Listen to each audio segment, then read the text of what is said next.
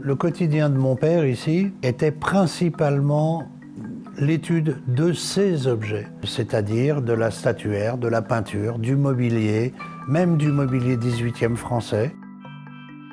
La qualité des objets qui sont présentés ici est très importante et n'est pas le fait du hasard. C'est presque 100 ans de collection.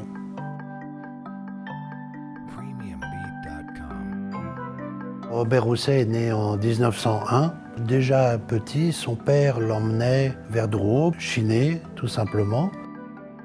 Après ses études, il a été opérateur radio sur des navires de commerce et il a parcouru le monde.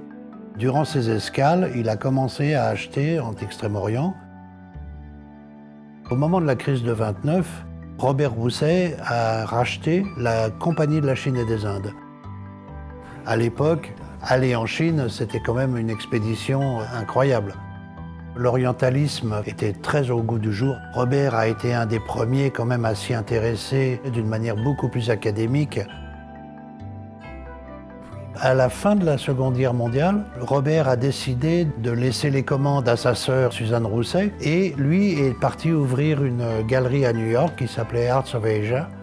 C'est à ce moment-là qu'il a pu entamer des affaires d'importance avec les grandes institutions telles que la Freer Gallery avec Arthur Sackler, la Smithsonian Institute, le musée de Cleveland, le Los Angeles Museum of Art.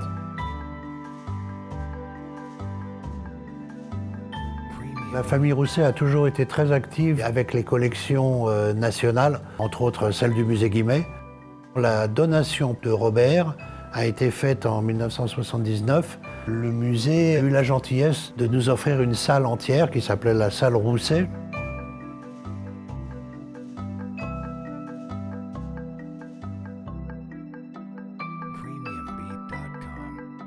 Robert Rousset avait un frère, Léon Rousset, et une sœur, Suzanne Rousset.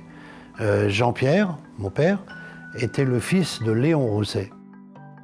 Dès 22-24 ans, à son retour du service militaire, Jean-Pierre a commencé à travailler avec Robert à la galerie. C'est là qu'il a fait ses armes. En 78, mon cousin Hervé Dupetit a commencé à travailler à la galerie et moi je les ai rejoints au début des années 80.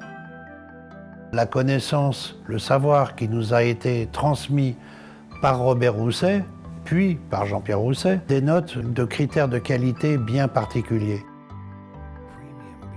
On peut dire que Robert Rousset et Jean-Pierre Rousset étaient des généralistes dans une spécialité. C'est-à-dire que nous, notre travail se base sur la Chine, le Japon, le Tibet, l'Inde, le Cambodge, la Thaïlande, la Birmanie, et tout cela du néolithique au XVIIIe siècle.